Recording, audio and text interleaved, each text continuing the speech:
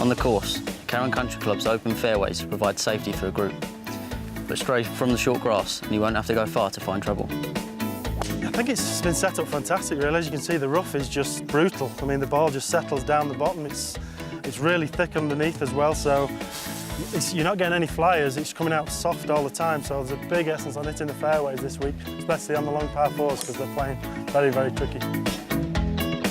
So, with so much to see here in Nairobi this week, it is important to remain vigilant, as if you do, you may be lucky enough to see a Welsh dragon.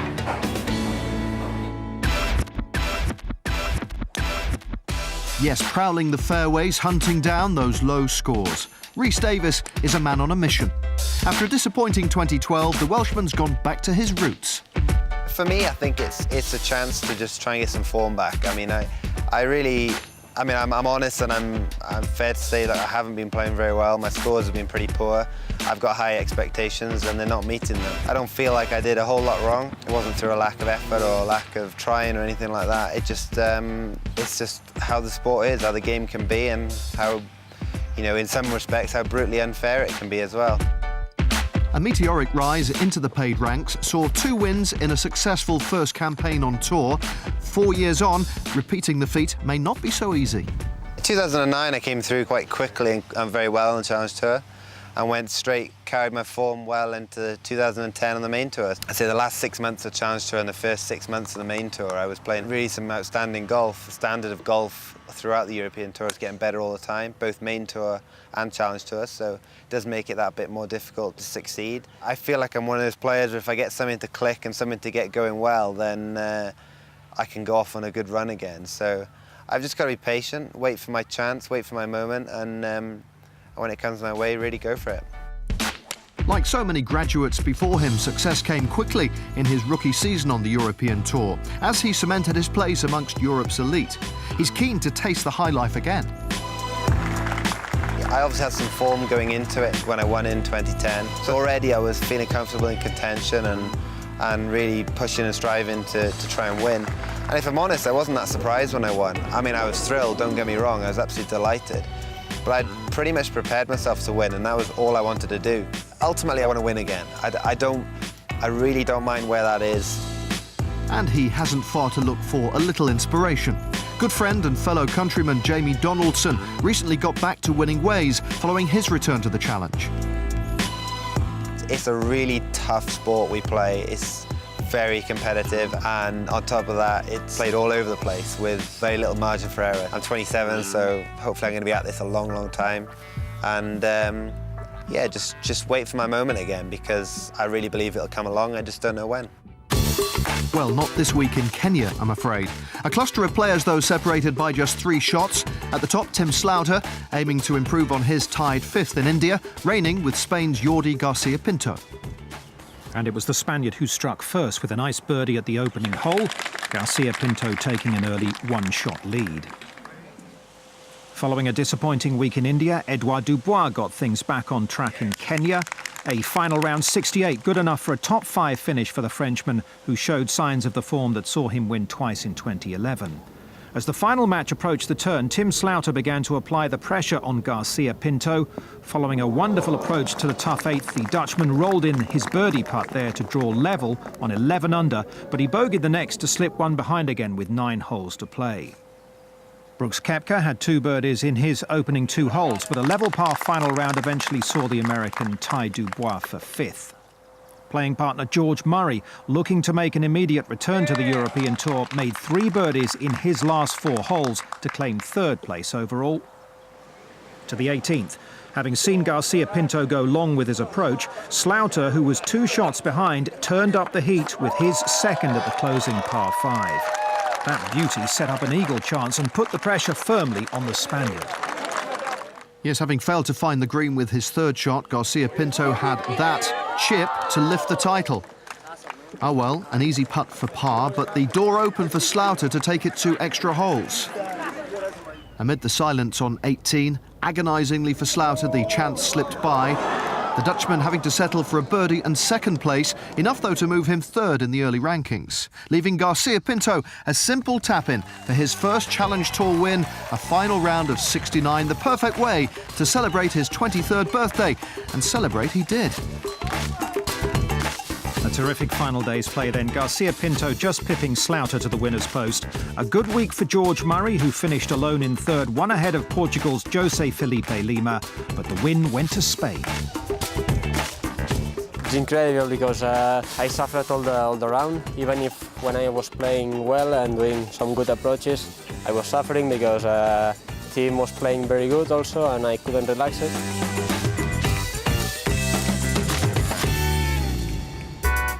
So after the first two events of the season, our top 20 sees Argentina's Daniel Vanchik hold 20th spot. Welsh rookie Rhys Enoch's good start in India sees him up in 14th place. Into the top 10, and American rookie Daniel Im starts his European adventure in 8th. Recent returnee George Murray sits in 5th. That's over €8,500 behind fellow Scot Andrew MacArthur. Two top 5 sees Tim Slaughter start the season well as he lies 3rd, but out in front our two recent winners, Spain's Jordi Garcia Pinto and the winner on home soil, India's Shiv Kapur. Before we head out of Africa, time for one last tall tale. Hi guys, I'm off the course now, off to see something special. Come join me. Lucas Bjerregaard's been hitting the heights on the course as well as off it lately. Expectations are climbing, comparisons being made to compatriot and previous Challenge Tour graduate Torbjorn Olesen. I know him pretty well from when we were amateurs. I mean, Torbjorn in a second, I think, on the Challenge Tour and then went straight on, and he's playing really well on the European Tour. But it's nice to know that some people at least see me as a good player and that I have a chance to go on the European Tour. It's not all talk, he also walked the walk. The 2011 European Amateur Champion claimed 2 wins en route to winning the Nordic League in a remarkable 2012. Now though, for the hard part. I'm really happy with last year. I improved a lot from 2 years ago. I was a lot more steady. 13 top 10s and 18 tournaments, so that has always been one of my weaknesses. I could play very well one week and then play awful the week after. There's no doubt the players out here are so much better. To play every week in all over Europe, and I mean this week we're in Kenya, so that's new as well. I'm looking forward to go out and travel a little bit and hopefully get to experience things like this. I need to kiss it? No. But with 3 rookies from the Nordic League instantly promoted to the European Tour in 2012, among them good friend Morten Orum Madsen, he's in good company. We've traveled a lot together the last couple of years, so I mean, I talk a lot to him, so it means a lot to go and be able to ask him for advice, because this is pretty new to me. So he's a nice guy to... And like many with the golfing world at their feet, the world of social media is at their fingertips. I've just started getting to know Twitter a little bit better. I try to tweet after every round, and then that way people at home can follow me and see how it goes. So as Lucas bids to pull up a few trees on tour, we'll leave him with his special friend. As the class of 2013 climb on board for the first of many trips home, some will no doubt reflect on what could have been in India and Kenya. Others will look forward, and as the challenge heads for European soil, will dream about the possibilities to come.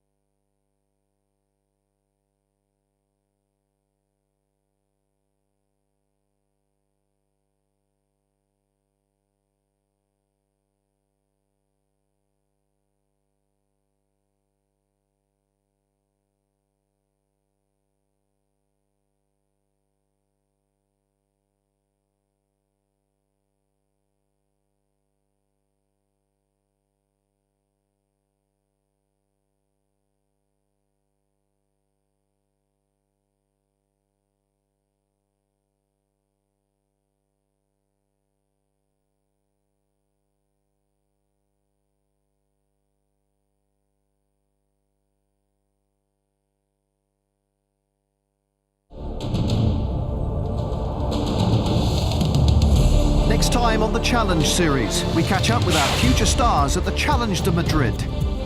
We'll speak with Spain's own Jordi Garcia Pinto, winner of this year's Barclays Kenya Open. And as the tour moves to Italy, Daniel Im shares with us his first taste of Europe. All this and more on the next exciting edition of The Challenge.